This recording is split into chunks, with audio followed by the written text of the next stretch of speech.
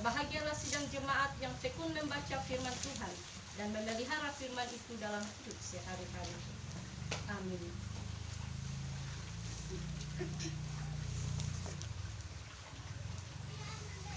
Judul khotbah sore ini yaitu Kristus membuat kita berhasil. Bapak Ibu pemuda-pemudi dan sekolah minggu yang dikasihi Kristus. Pernahkah saudara gagal dalam sebuah usaha dan pekerjaan, padahal saudara telah banyak berkorban demi sebuah usaha dan pekerjaan itu? Misalnya, saudara menanam jagung tanpa mengenal terik dan hujan. Saudara bekerja, tetapi ketika musim panen tiba, menanti panen tiba, ternyata jagung yang saudara panen tidak berisi atau kosong. Saudara gagal. Atau contoh-contoh lain dalam hidup saudara. Saudara-saudara, dalam bacaan kita saat ini adalah kisah penampakan Tuhan Yesus sesudah ia bangkit.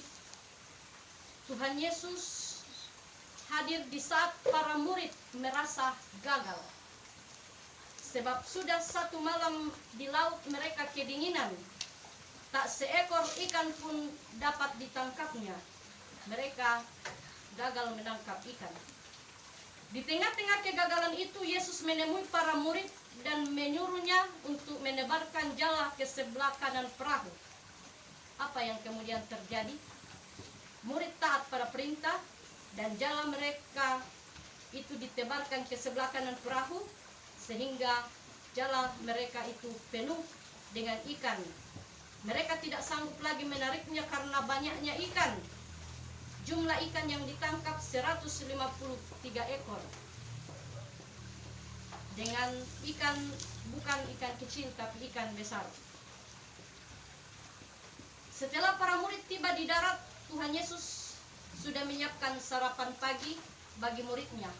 Sesudah mereka membawa ikan ke darat, ternyata di darat pun Tuhan Yesus sudah menyiapkan makanan untuk mereka, yaitu ikan bakar dan roti. Lalu kemudian mereka melakukan jamuan makan bersama. Tuhan Yesus mempersilahkan muridnya untuk sarapan.